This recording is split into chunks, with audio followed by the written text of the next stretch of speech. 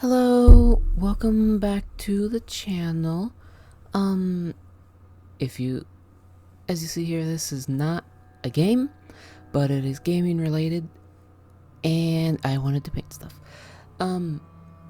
So I'm doing a new thing on here where I'm going to be painting a bunch of things instead of probably doing games, and I know I've been gone for a long time. However, I don't have a reason for it really. I got sick and then I just lost motivation for a lot of it. But gonna start doing more painting videos and hopefully you people will enjoy it. So yeah. I guess I'm gonna find out. Yeah, so in this one, this is the first part of a 2 or 3 part thing of, well, a watcher from Horizon Zero Dawn. I really love Horizon and all the machines in it, and I want to do more. I've already done another machine, a Scorcher, but I didn't record it or anything, I just kind of did it. Same with many other things that I've actually printed and painted and whatnot. So I'm gonna do a lot more things. It's gonna be variety from 3D prints like this to model kits to just minis and stuff like that. I haven't painted any actual minis yet, but I'm going to eventually here. But I want to get this little diorama thingy made up. Spoiler alert, this is going to be made into a little diorama because I like doing those. That'll be in the next part where I'll be doing all the base building portion of it and then get it all wrapped up and put together and everything. And then I'm going to move on to another project, which right now there's actually several of them that I have.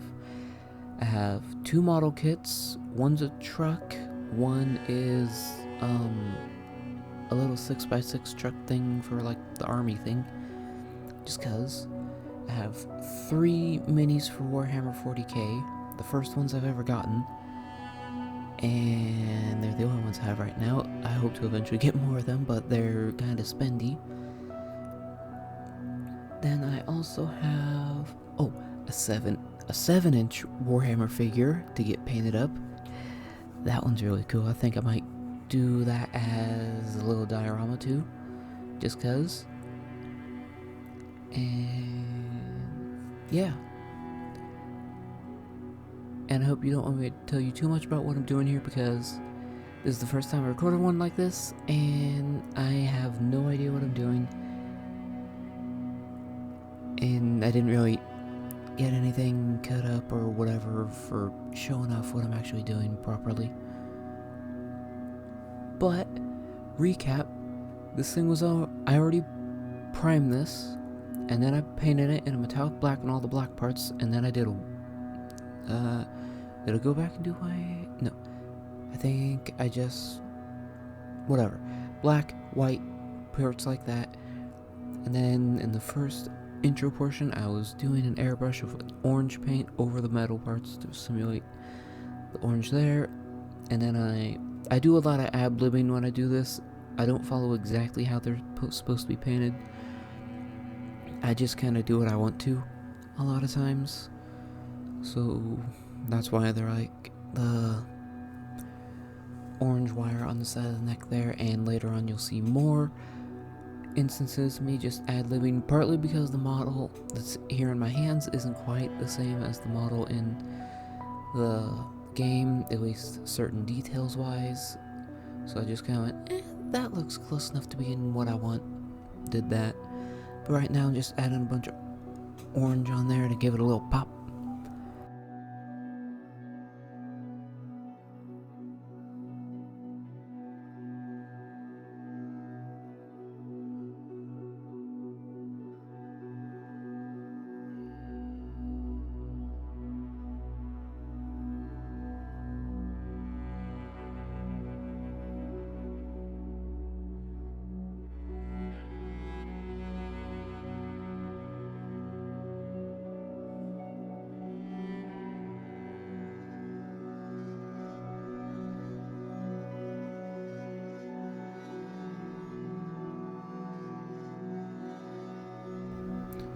And now we're gonna start painting this little side vent and some other trim pieces in a gray that I mixed up.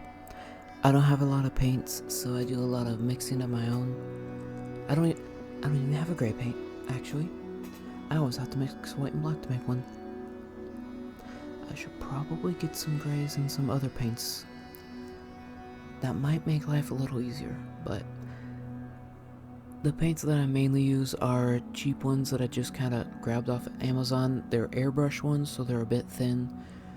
Just give it a couple more coats, and it gives me some nice coverage usually.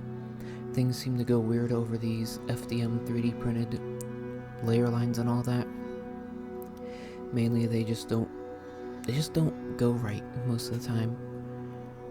Even when done by an airbrush, and it varies from like color to color. But I think that might just be partly because it's cheap paint, not very well made. But in some other cases I will use paints from like Vallejo, Citadel, and the Army War Painter, which I have not used any of theirs yet, but I have some. So eventually I'll be using those. But yeah, now I have a green that I mixed up. I have exactly one whole green, and I didn't get it mixed up how I wanted here. It is way too light because I don't have a lot of colors, and I don't know much about color mixing, so I just kind of threw white into it, and well, it became way too minty green. And I just kind of went with that for a while here. But eventually, I'm going to actually fix this. I'm going to go back and fix this before I get moved on to another part.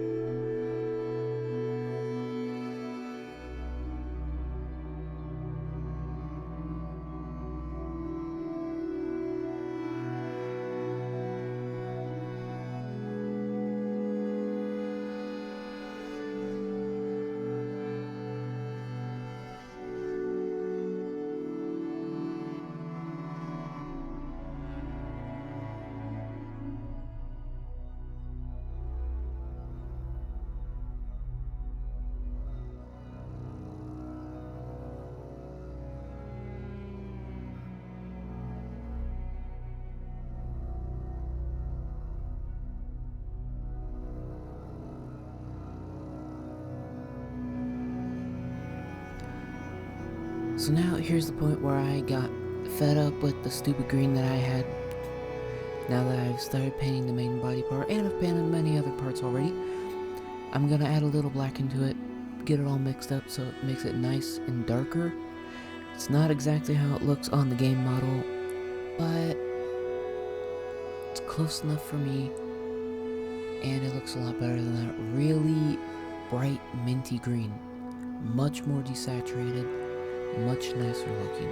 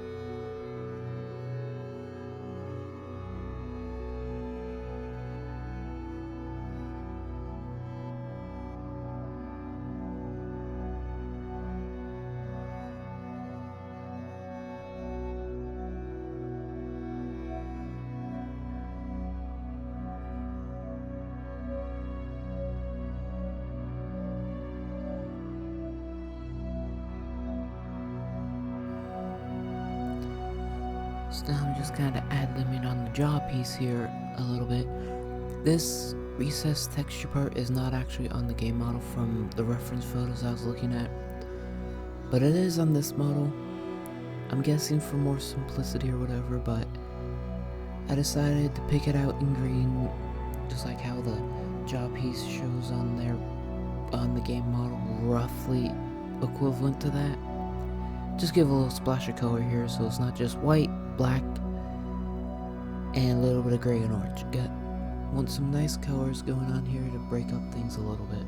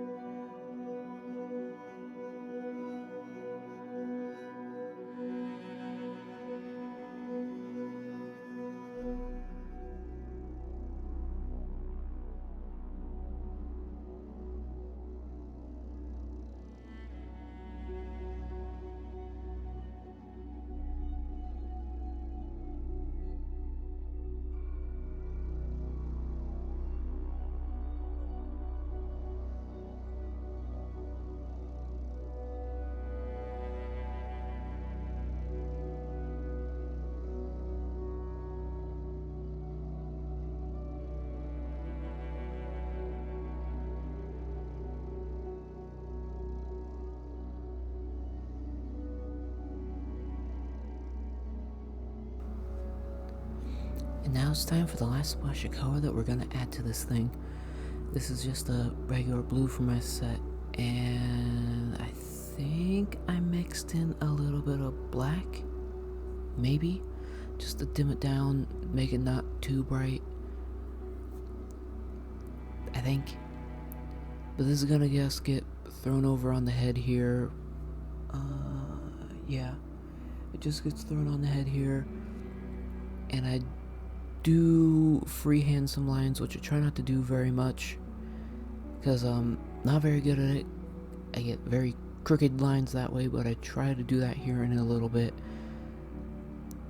and it turns out okay. I'm actually kind of proud with how the freehand went.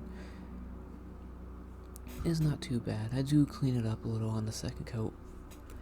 And yes, if you're noticing, I do have to do 2 coats with most of this paint here to get nice coverage. That's just because it's thin. That's because it's thin, water-based airbrush paints. And then I think I've been thinning them a little bit more to get them to flow a little bit nicer, because they have a tendency to not flow that. And with these ones anyway, they have a tendency to not flow that great just straight out of the bottle when you're doing hand painting here. They do flow nicely out of the airbrush though most of the time.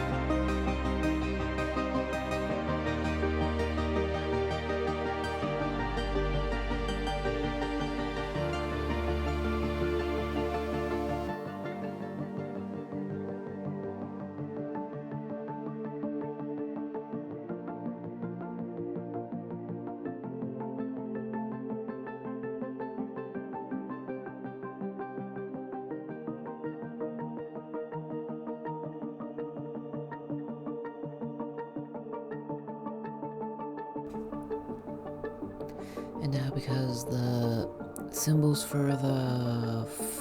oh god, I've played this game and I can't remember it. Forge? I think they were called forges. I can't remember now. It's been a minute since I played the game. Anyway, going back over them with a bit of just pure white on them, just to make them stand out a little bit more, compared to just the kind of zenithal highlighted white that's on it. Are they forges? I can't remember. God, that's gonna eat away at me now. I can't remember what the name is, and I love the game, and then I have the sequel, and I love it too. Ah!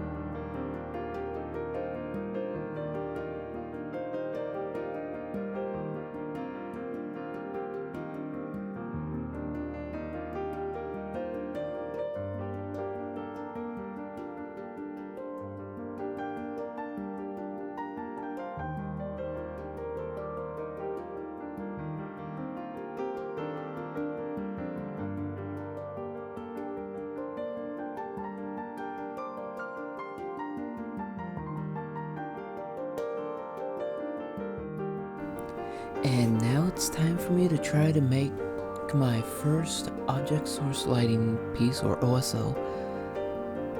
I'm pretty sure this is the first time I've ever actually attempted this, and I'm kind of on the results that came from it, but right now I'm just laying down an initial layer of white, just so when I spray the blue that I'm going to use over everything for the color that the eye is projecting out, it makes it glow up on it a little easier.